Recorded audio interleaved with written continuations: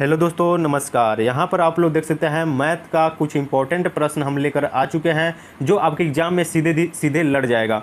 तो दोस्तों यहाँ पर बिना देरी करते हुए हम लोग वीडियो को स्टार्ट करते हैं। यहाँ पर करीब 25 क्वेश्चन आपको लिए दिया गया है। इसमें से आप लोगों को 5 ही सही करके आपको दिखाना है। कहाँ पर दिखाना है तो कमेंट में करके आप लोग को 5 का राइट आंसर कर देना है, तभी हम जानेंगे कि आप लोग पढ़ रहे हैं। तो चलिए हम लोग क्वेश्चन तरफ में चलते हैं और इसका आंसर जो है वो कमेंट करना पड़ेगा। तो चलिए जल्दी से हम लोग करेंगे, और आप लोग नए हैं तो जरूर चैनल को सब्सक्राइब कर लेना चाहिए, ठीक है। चलिए तो पहला का राइट आंसर क्या होगा, देखते हैं क्वेश्चन क्या दिया गया है। दिया गया है कि पाई का दशमलव प्रसार होगा। तो पाई का दशमलव प्रसार क्या होगा, एम दे कि अपरिमेय होगा, अशांत आवर्ती होगा, या फिर सिम दे कि अशांत अनावर्ती होगा, या फिर डी में दिया गया है ए और बी दोनों होगा। तो दोस्तों यहाँ पर इसका सही जवाब हो जाएगा पाई जो है वो एक अपरिमेय है, ठीक है। इसका जब दशमलव प्रसार निकालेंगे तो ये अपरिमेय में आएगा, ठीक है। ऑप्शन ए इसका करेक्ट जवाब हो जाएगा। चलिए हम लोग नेक्स्ट क्वेश्चन यहाँ पर देखेंगे। दिया गया है कि रूट जो 23 है, ठीक है, किस प्रकार की संख्या है। देखिए ऑप्शन ए में दिया गया कि परिमेय है, बी में दिया कि अपरिमेय, और सी में दिया गया कि सम है, या फिर डी में दिया गया कि विषम है। तो चलिए इसका राइट जवाब देखते हैं। तो बिल्कुल सही जवाब हो जाएगा बाबू, जो रूट 23 है वो एक अपरिमेय संख्या है। कैसे अपरिमेय संख्या है, तो देखिए यहाँ पर रूट 23 लिखा गया है। तो देखिए कोई ऐसा संख्या नहीं है जिसका वर्गमूल जो होता है वो 23 होता है, कोई भी संख्या नहीं है, इसीलिए ये पूर्ण वर्ग संख्या नहीं है, इसीलिए हम लोग इसको अपरिमेय में रखते हैं। ऑप्शन नंबर बी इसका करेक्ट जवाब हो जाएगा। चलिए नेक्स्ट क्वेश्चन तरफ में हम लोग चलेंगे। यहाँ पर थर्ड नंबर क्वेश्चन दिया गया है कि सबसे छोटी अभाज्य संख्या कौन सी है। तो देखिए ऑप्शन ए में दिया गया है कि 2 होगा, बी में दिया गया है कि 3 होगा, सी में दिया कि 5 होगा, या फिर डी में दिया गया है कि 7 होगा। तो सबसे छोटी जब अभाज्य संख्या पूछेगा तो आप लोग क्या मारिएगा, तो मारिएगा बाबू लोग ऑप्शन नंबर ए 2। 2 जो है अभाज्य संख्या किसे कहते हैं, तो अभाज्य संख्या उसे कहते हैं वैसी संख्या जो स्वयं और 1 से विभाजित हो। यानी कि देखिए 2 जो है वो स्वयं और 1 से विभाजित हो रहा है, ठीक है। 1 और 1 से विभाजित हो रहा है, ठीक है, लेकिन इसको हम लोग नहीं रखते हैं अभाज्य संख्या में, ठीक है ना। इस चीज़ आपको याद होनी चाहिए। तो सबसे छोटी अगर आपसे पूछेगा कि अभाज्य संख्या कौन है तो आप लोग ऑप्शन नंबर ए मारना सही जवाब हो जाएगा, ठीक है। और सबसे छोटी भाज्य संख्या पूछेगा, ठीक है, सबसे छोटी भाज्य संख्या पूछेगा तो हो जाएगा 4, ठीक है, क्योंकि 4 जो है वो इसमें 2 से भी भाग लगेगा, और फिर 2 से भी भाग लगेगा, और 1 से भी लगेगा, ठीक है। इसलिए हम लोग इसको 4 को सबसे छोटी अभाज्य संख्या में रखते हैं। चलिए अब हम लोग चलेंगे 4 नंबर प्रश्न। यहाँ पर देखिएगा दिया गया है कि यदि द्विघात बहुपद k-1 का और फिर दिया इंटू s² प्लस kx+1 का एक शून्यक है -3 है तो k का मान क्या होगा। तो दोस्तों यहाँ पर आप लोग देख सकते हैं दिया गया है कि एक शून्यक है यानी कि -3 हो, तो यानी इसका मतलब क्या होगा, यानी जहाँ जहाँ x है ना वहाँ आपको -3 लगा देना है और इस सोल्यूशन कर देना है इस बहुपद का, ठीक है। तो चलिए हम लोग जल्दी से इसका क्वेश्चन को सोल्यूशन करते हैं। तो चलिए सबसे पहले आपको लिख देना है x, यानी कि एक जो शून्यक है x बराबर -3 हो गया, ठीक है। उसके बाद में यहाँ पर हम लोग लिखेंगे x की जगह पर क्या होगा तो -3। अब यहाँ पर देखिए, यहाँ पर ध्यान से देखने की ज़रूरत है आप लोगों को। तो देखिए k की जगह पर हमने k की जगह पर वही चीज़ रहेगा, k ही रहेगा। -1 का यहाँ पर देखिए इंटू x² दिया गया ना, तो x को हम लोग लिख सकते हैं -3 का स्क्वायर प्लस k की जगह पर यहाँ पर फिर हम लोग लिखेंगे -3, ठीक है। उसके बाद में +1। अब यहाँ पर आप लोग सोल्यूशन कर दो, सिंपली सी बात है। तो यहाँ पर अगर आप लोग -3 का स्क्वायर करोगे तो 9 हो जाएगा सिंपली से, ठीक है ना। तो देखिए यहाँ पर करना है तो k-1 गुना हो जाएगा, यहाँ पर देखिए 9, ठीक है, प्लस यहाँ पर देखिए k के साथ में यहाँ पर माइनस में 3 है, तो k के साथ में जब गुना होगा तो यहाँ पर -3k हो जाएगा, ठीक है, -3k +1 हो जाएगा, ठीक है। उसके बाद में आपको क्या करना है, तो देखो ये 9 के साथ में एक बार k से भी 9 से गुना करोगे और एक बार 9 से 1 में गुना करोगे। तो चलो हम लोग करते हैं। तो सिंपली से आपको क्या करना है तो कर देना है 9k हो जाएगा, उसके बाद में -9, फिर उसके बाद में क्या था तो -3k और +1, इतना तो हमारा आ गया। अभी इसको सोल्यूशन कर देना। देखो जब भी आप लोग बहुपद का प्रयोग कर रहे हैं तो बराबर में 0 अवश्य ही देना पड़ेगा, ठीक है। तो चलिए इसको जब आप लोग सोल्यूशन करोगे तो क्या होगा, चलो हम लोग करते हैं। तो सिंपली से यहाँ पर देखो, यहाँ पर दिया गया 9k, यहाँ पर 3k, और ये माइनस में है तो 9k में से 3k जाएगा तो कितना हो जाएगा, तो सिंपली से यहाँ पर हो जाएगा 6k, ठीक है। माइनस में यहाँ पर देखिए 9 दिया गया है और यहाँ पर प्लस में 1 दिया गया है, तो यहाँ पर जब घटेगा तो क्या हो जाएगा तो माइनस यहाँ पर हो जाएगा 8 बराबर 0। तो यहाँ पर आप लोग तो इतना आपने काम कर दिया। उसके बाद में क्या करना है तो 6 के इधर ही रहेगा, और इधर देखो माइनस में 8 है तो इधर जाएगा तो प्लस में 8 हो जाएगा।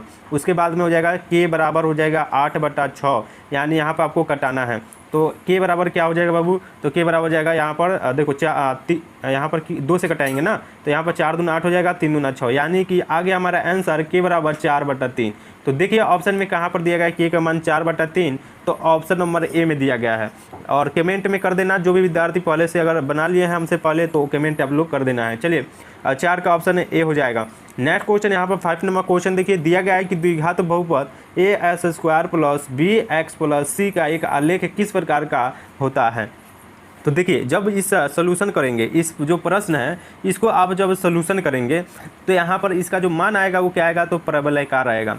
कैसे परवलयाकार आएगा, क्योंकि मैं आपको बताया हूँ, यहाँ पर ध्यान दीजिएगा, ठीक है। जब इस आलेख आप लोग इस तरह से खींचेंगे, ठीक है, यहाँ पर देखिए ये हो गया x अक्ष, यहाँ पर हो जाएगा x', यहाँ पर हो जाएगा y और यहाँ नीचे हो जाएगा y', ठीक है। जब परवलयाकार कब होता है, ठीक है, देखो ये वो जब वृत्ताकार तो कभी हो ही नहीं सकता रेख पर, त्रिभुजाकार भी नहीं हो सकता, सरल रेखा हो सकता है, लेकिन जो एक ये जब छोटा बड़ा रहेगा 0 से, तो यहाँ पर हम लोग क्या करते हैं, जब देखिए यहाँ पर जो ये है ये बड़ा है 0 से, ठीक है, तो यहाँ पर इसके लिए हम लोग परवलयाकार का यूज करते हैं, ठीक है।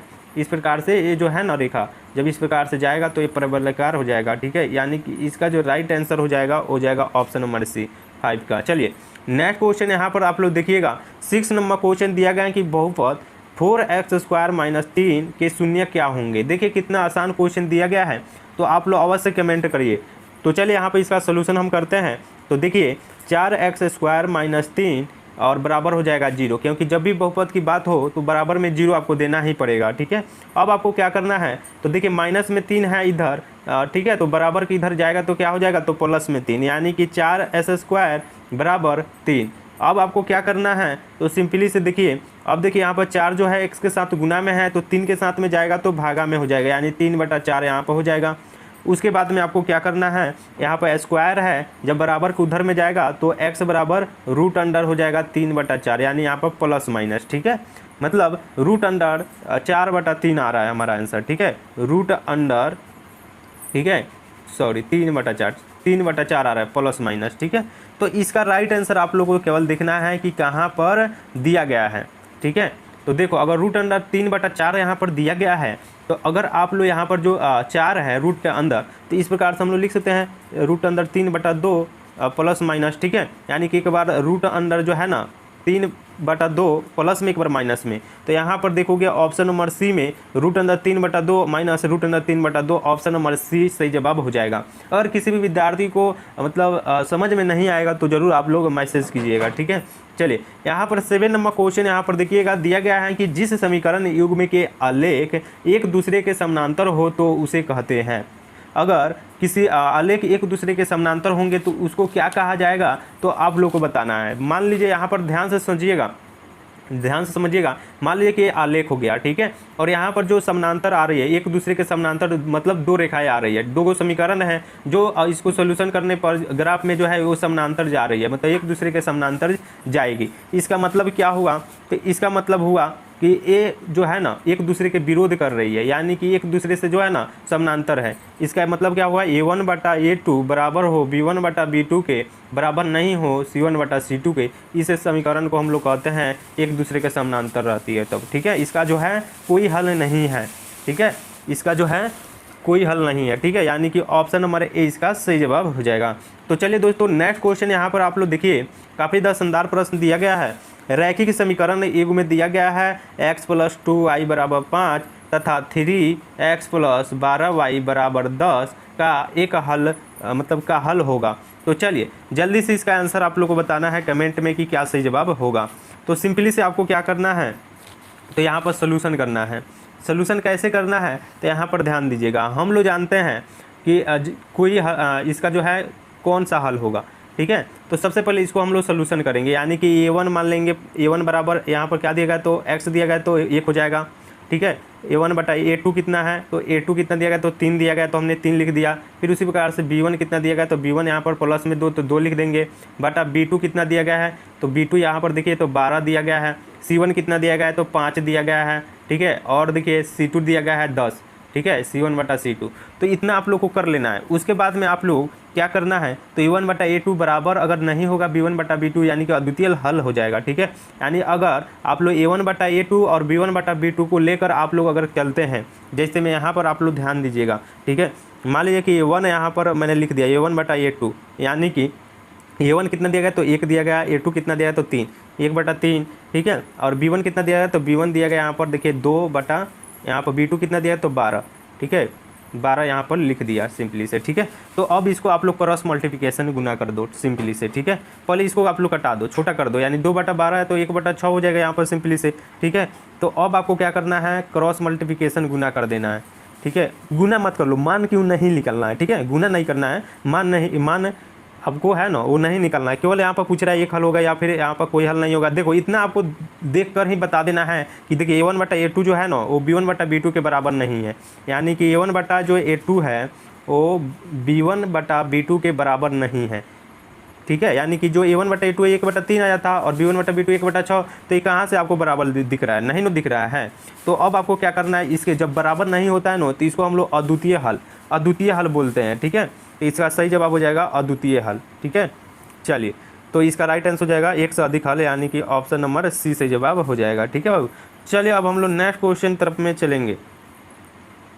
9 नंबर क्वेश्चन यहाँ पर आप लोग देखिए दिया गया है कि द्विघात समीकरण यहाँ पर दिया गया है 3s² - 2x + 1/3 बराबर 0 के विवेचक का मान आपको बता देना है।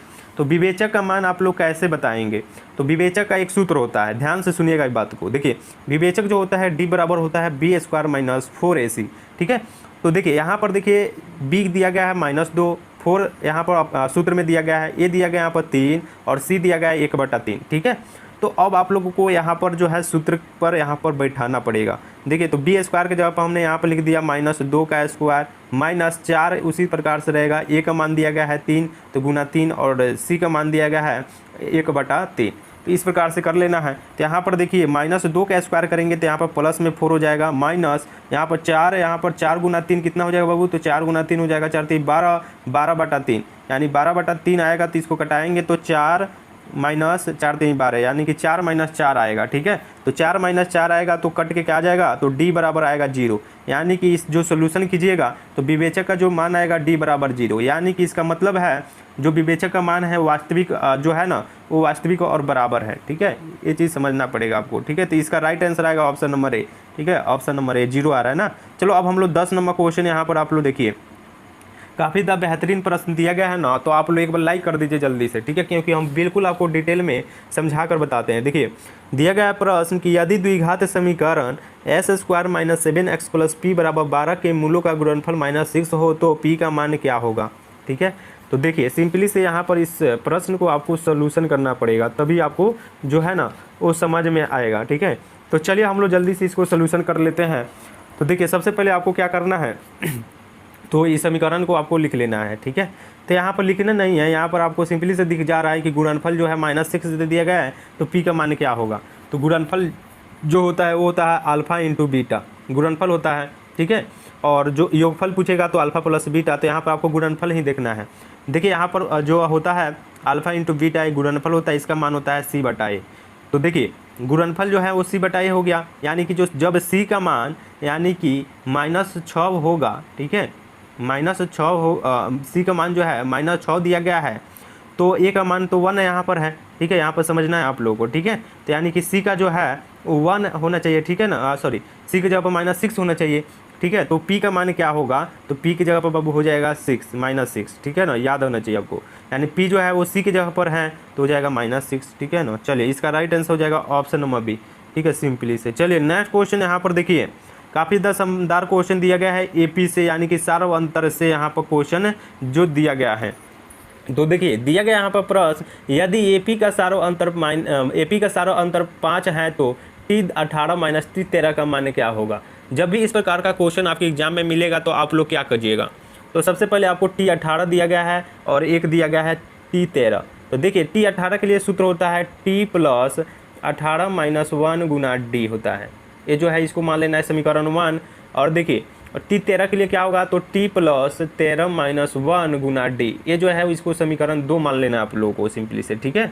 तो अब आपको क्या करना है, सिंपली से क्या करना है बाबू, तो ध्यान दीजिएगा यहाँ पर। तो देखिए T18 के लिए क्या हो जाएगा सूत्र, तो जाएगा T प्लस, यहाँ पर 18 में से जाएगा तो 17D, T प्लस 17D हो जाएगा सिंपली से, ठीक है। और यहाँ पर हो जाएगा T प्लस 12D, ठीक है। तो देखिए अब आपको क्या करना है, T18 माइनस T13 का मान निकालना है हमको, ठीक है। तो हम लोग लिखेंगे यहाँ पर, यानी T यहाँ पर दिया गया था, T हो जाएगा T प्लस यहाँ पर हो जाएगा 17D, ठीक है। यानी कि T18 के लिए इतना लिख दिया, फिर माइनस T यहाँ पर क्या हो जाएगा, तो T प्लस 12D हो जाएगा सिंपली से, तो माइनस T और प्लस T कट जाएगा, तो हमारा बच गया यहाँ पर T18 माइनस T13 बराबर 17D माइनस 12D, ठीक है। तो अगर आप लोग यहाँ से सोचो, अगर 17 में से 12 घटाओगे तो कितना D बचेगा, तो 5D बचेगा, ठीक है, 5D बचेगा। तो सारा अंतर D का जो मान दिया गया है, D का हमारा मान जो है यहाँ पर जो D है इसका मान दिया गया है 5, तो हम 5 से इस 5 में गुना कर देंगे, ठीक है। तो 50-25 हमारा आंसर आ रहा है, ठीक है ना, समझ में आ गया। ऑप्शन नंबर सी सही जवाब हो जाएगा। चलिए हम नेक्स्ट क्वेश्चन तरफ में चलेंगे, आप लोग लाइक सब्सक्राइब जरूर कर दीजिएगा। देखिए दोस्तों नेक्स्ट क्वेश्चन 12 नंबर क्वेश्चन यहाँ पर दिया गया है, यदि AP का प्रथम पद A और सारा अंतर D हो तो इसका nवां पद कौन सा होगा, ठीक है। यदि AP का प्रथम पद अगर A है और सारा अंतर D है तो इसका nवां पद आपको बताना होगा, तो nवां पद आपको निकालना है, ठीक है। तो चलिए हम लोग निकालते हैं जल्दी से इसका आंसर क्या होता है। तो देखिए सबसे पहले हम लोग कहते हैं अगर प्रथम पद A दिया गया है और सारा अंतर D दिया गया है और nवां पद, तो यानी कि इसका जो मतलब है, ये सूत्र पूछा जा रहा है ना, सॉरी यहाँ पर सूत्र दिया गया ना, निकालना नहीं है, सूत्र है। तो AN बराबर सूत्र होता है A plus N minus 1 Guna D होता है, ठीक है। तो देखिए ये कहाँ पर दिया गया है, A plus N minus 1 Guna D कहाँ पर दिया गया है, तो ऑप्शन नंबर हमको लग रहा है कि B होगा, ठीक है। और आपको क्या लग रहा है आप लोग कमेंट में कर दीजिएगा, ठीक है। चलिए नेक्स्ट क्वेश्चन यहाँ पर देखेंगे, 13 नंबर क्वेश्चन दिया गया है, यदि दो समरूप त्रिभुजों का भुजाएं 4:9 के अनुपात में हो तो इनकी क्षेत्रफलों का अनुपात क्या होगा। तो मैंने आपको बताया था, यहाँ पर ध्यान दीजिएगा, समझने की बात है। मैंने आपको बताया था अगर इस प्रकार का प्रश्न आपको दिएगा, मतलब देगा एग्जाम में, तो इसके लिए क्या ट्रिक होता है, तो एक ट्रिक होता है, अगर आपको यहाँ पर भुजाएं दिया गया है यानी त्रिज्या दिया गया है और आपसे क्षेत्रफल पूछेगा तो इसको दुगुना कर देना है, यानी कि स्क्वायर कर देना है। देखिए यहाँ पर 4 का स्क्वायर अनुपात 9 का स्क्वायर कर देना है, यानी 16 अनुपात 9 9 81 हो जाएगा, 16 अनुपात 81। अगर यहाँ पर अगर त्रिज्या का अनुपात पूछता तो यहाँ पर रूट लगा देते हैं हम लोग, 4 अनुपात रूट अंडर 9, तो क्या हो जाता है 2 अनुपात 3 हो जाता तब। लेकिन जो क्षेत्रफल जब पूछेगा तो ऑप्शन नंबर सी इसका सही जवाब हो जाएगा। चलिए हम लोग नेक्स्ट क्वेश्चन 14 नंबर प्रश्न यहाँ पर देखिए दिया गया है कि यदि किसी चतुर्भुज के विकर्ण एक दूसरे के समान अनुपात में विभाजित करे तो वह चतुर्भुज होगा। देखिए तो आपका कमेंट हम पढ़ ही नहीं रहे हैं, लेकिन आप लोग जो है ना वो कमेंट करते रहिए, ठीक है, क्योंकि कमेंट करिएगा तो मन लगेगा। देखिए तो 14 का बिल्कुल सही जवाब क्या होगा, तो देखिए ये जो है वो समानांतर चतुर्भुज हो जाएगा। देखिए यदि किसी चतुर्भुज के विकर्ण एक दूसरे के समान जब होगा, मतलब जो विकर्ण जो है चतुर्भुज का, ठीक है, जब समान होगा तो ये जो होता है वो सम चतुर्भुज हो जाएगा, क्योंकि इसका जो विकर्ण इसका समान है, इसका विकर्ण इसका समान है, तो ये सम चतुर्भुज हो जाएगा, यानी कि ऑप्शन नंबर ए हो जाएगा। चलिए नेक्स्ट क्वेश्चन यहाँ पर देखेंगे, काफ़ी शानदार क्वेश्चन 15 नंबर दिया गया है और सभी विद्यार्थी का इसका जो है ना वो समझ लेना है, क्योंकि ये जो है क्वेश्चन पूछा जाता है आपके एग्जाम में 2 नंबर में और 1 नंबर में भी पूछा जाता है। तो चलिए काफ़ी ज़्यादा इंपॉर्टेंट प्रश्न है, यहाँ पर आप लोग ध्यान से देखिएगा, चित्र में पहले समझिए आप लोग। यहाँ पर आप लोग चित्र में देख सकते हैं, यहाँ पर ए दिया गया है, ठीक है, और यहाँ पर दिया गया है आर, और यहाँ पर बी दिया गया है, यहाँ पर पी सी और क्यू दिया गया है। तो आपसे पूछा क्या जा रहा है, यदि दी गई आकृति में त्रिभुज ए बी सी का परिमाप क्या होगा, ए बी सी का परिमाप आपसे पूछा जा रहा है। तो यहाँ पर आप लोग ध्यान दीजिएगा, यहाँ पर सिंपली से आपको क्या करना है, तो ए आर जो है, ए आर वो किसके बराबर है, तो ए क्यू के बराबर है। ये जो है ए आर ए क्यू के बराबर है, तो हमने सिंपली से लिख दिया, माना कि ए आर बराबर ए क्यू, ठीक है, और फिर मानना है कि सी क्यू, यहाँ पर देखिएगा जो सी क्यू है, ठीक है, सी क्यू वो किसके बराबर है, तो यहाँ पर बी आर के बराबर है, ठीक है, समझ में आ रहा है ना। जो सी क्यू है, सॉरी यहाँ पर ये तो बराबर नहीं है ना, तो यहाँ पर आपको सिंपली से लिखना है, देखिए ध्यान से, यहाँ पर जो सी क्यू है, सी क्यू किसके बराबर है, तो सी क्यू जो है वो सी पी के बराबर है, ठीक है। यहाँ पर देखिए जो बराबर नहीं है, ठीक है ना, सी पी बराबर है, यानी कि देखिए सी क्यू बराबर हो जाएगा सी पी, ध्यान से देखिएगा सी पी के बराबर हो जाएगा। अब आपको बी आर जो है ना, बी आर वो किसके बराबर हो जाएगा, बी आर जो है वो बी पी के बराबर हो जाएगा, ठीक है। तो इतना आप लोग को कर लेना है। उसके बाद में परिमाप आपको निकालना है त्रिभुज ए बी सी का परिमाप। तो त्रिभुज ए बी सी का परिमाप क्या होता है, तो वो होता है A B plus B C plus हो जाएगा ए सी, ठीक है। ए बी जो है देखिए यहाँ पर A B plus B C, ठीक है ना, B C plus A C हो जाएगा, पर जो त्रिभुज का परिमाप हमको निकालना है ना। तो चलिए हमने सिंपली से लिख दिया A B plus B C plus A C हो गया। अब आपको क्या करना है, ए बी का मान कितना दिया गया तो 6 सेंटीमीटर, तो यहाँ पर हमने यहाँ पर लिख दिया बाबू 6 सेंट, अभी सेंटीमीटर ना लिखो, ठीक है। अभी ये जो छोटे छोटे ए आर बी सी जो है ना, इसका मान आपको निकालना है, ठीक है। तो सिंपली से यहाँ पर आप लोग देखोगे, यहाँ पर मैंने आपको पहले लिखा था A R plus B P plus plus B C plus यहाँ पर C Q plus Q A plus, यानी जितना यहाँ पर मान जो दिया गया ना उसको यहाँ पर लिख लेना है। एक बार ए आर बी आर लिख लेना है, ठीक है, ए आर बी आर हो जाएगा, उसके बाद में बी पी हो जाएगा, उसके बाद में यहाँ पर देखिए पी ए हो जाएगा, ठीक है, उसके बाद में क्या हो जाएगा, सॉरी पी सी नो, हाँ पी सी हो जाएगा, उसके बाद में यहाँ पर सी क्यू हो जाएगा, ठीक है, उसके बाद में क्यू ए हो जाएगा, ठीक है ना। इतना आप लोगों को क्या है तो लिख लेना है सिंपली से। फिर उसके बाद में क्या करना है, ए आर का मान कितना दिया गया है, इतना का मान पूछा जा रहा है, कितना दिया गया है। तो देखिए सिंपली से आपको इसका जो मान दिया गया है वो दिया गया है, ए आर का मान जो है वो 4 दिया गया है, प्लस बी आर का मान कितना दिया गया है, तो बी आर का मान दिया गया है यहाँ पर देखो 6, ठीक है, तो 6 लिख देंगे। बी पी का मान कितना दिया गया है तो 5 दिया गया है, ठीक है। उसके बाद में यहाँ पर आपको इसी तरह से आपको बना लेना है, ठीक है। तो इसी प्रकार से आप लोगों को 5 यहाँ पर 5 + 4 हो जाएगा, तो इसको जब जोड़ोगे तो इसका राइट आंसर आएगा 30 सेंटीमीटर, ठीक है ना। यहाँ पर जो है ना वीडियो जो है ना डिटेल में आपको नहीं बता सकते, क्योंकि जो है ना जो डिस्प्ले है वो छोटा है, ठीक है। तो देखो एक बार और समझाने की कोशिश करूँगा मैं आपको, ठीक है। जो त्रिभुज ए बी सी के परिमाप आपको निकालना है, यानी कि A B plus B C plus A C का मान आपको निकालना है सिंपली से, ठीक है।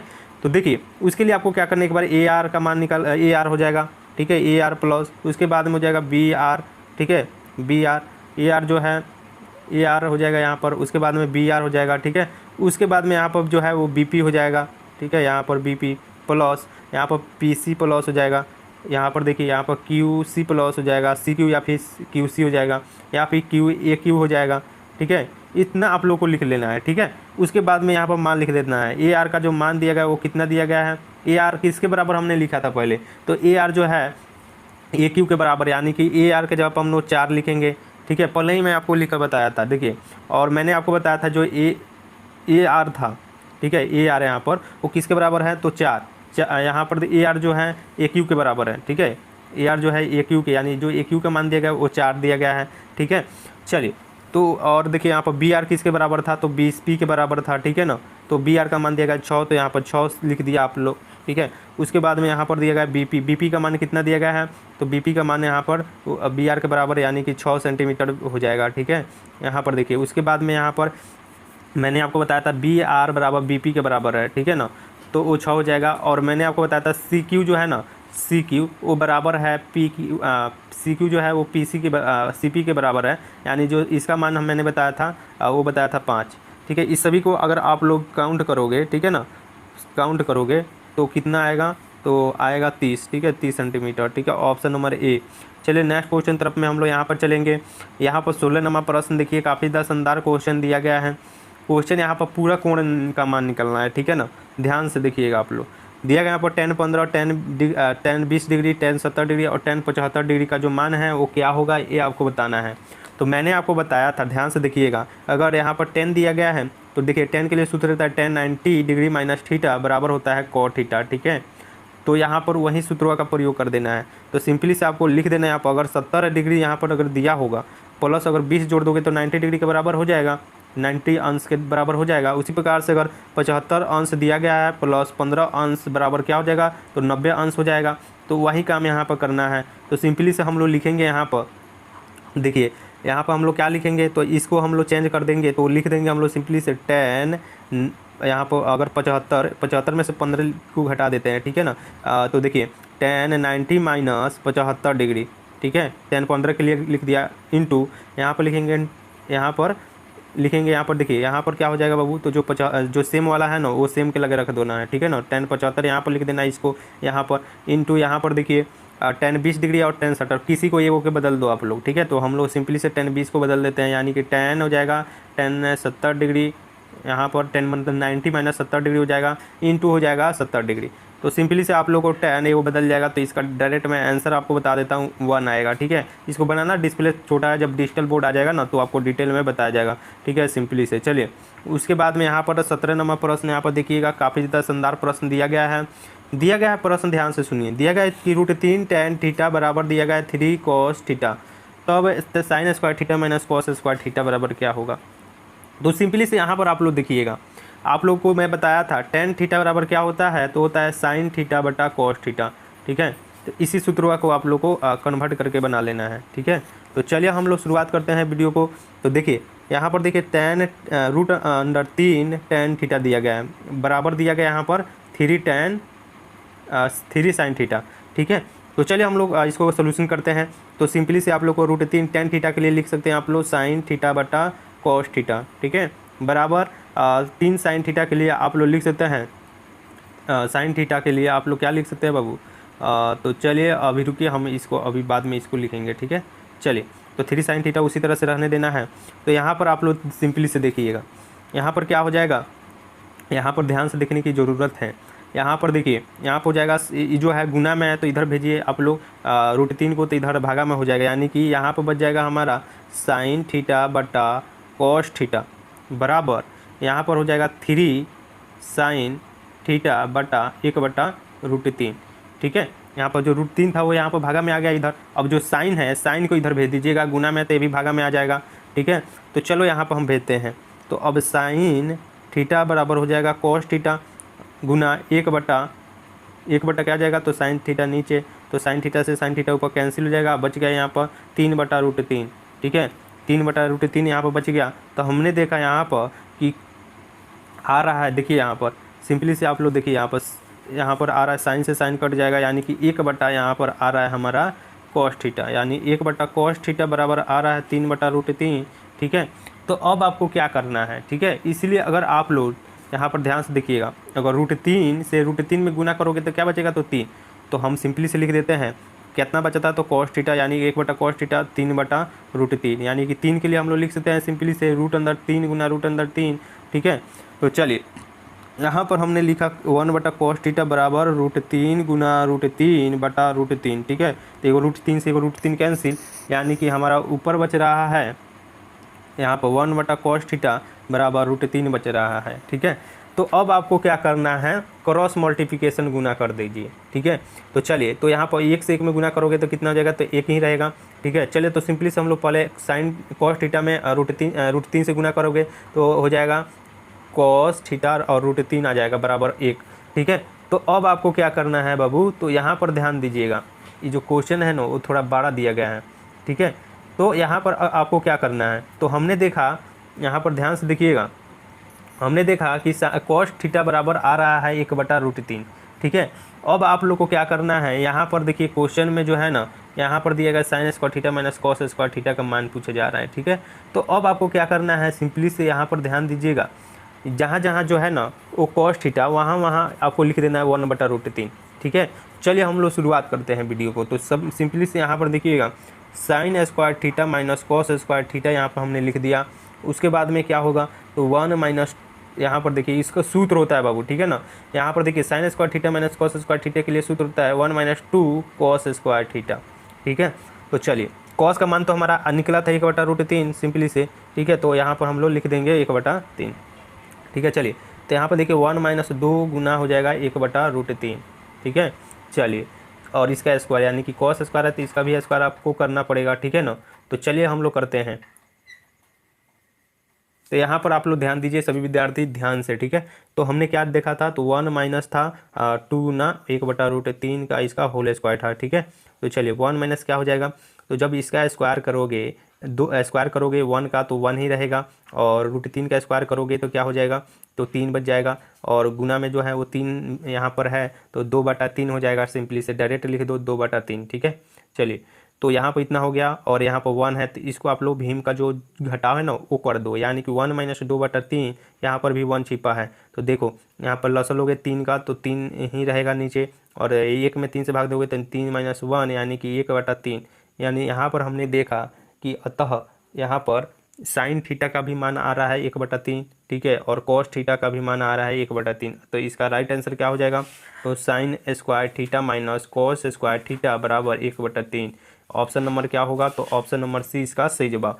तो दोस्तों इसी प्रकार से क्वेश्चन का जो है सोल्यूशन किया जाता है। तो अब हम यहीं पर हट देते हैं, क्योंकि देखिए जो वीडियो है ना 38 मिनट का हो गया है, ज़्यादा देर का हो जाएगा तो कोई नहीं देखेगा, इसीलिए हम नेक्स्ट वीडियो में और बताएंगे। आप लोग 5 का आंसर आप लोग दे देना है 18 में से, ठीक है। चलिए मिलता है नेक्स्ट वीडियो में, अपना ख्याल रखना। ये जो है आपका क्वेश्चन जो है 18 नंबर, ये आपको होमवर्क दिया जा रहा है, ठीक है। होमवर्क करके आप लोग व्हाट्सएप ग्रुप में जुड़ जाना, वहाँ पर आप लोग सेंड कर दीजिएगा, ठीक है। चलिए थैंक यू, मिलते हैं नेक्स्ट वीडियो में अपना।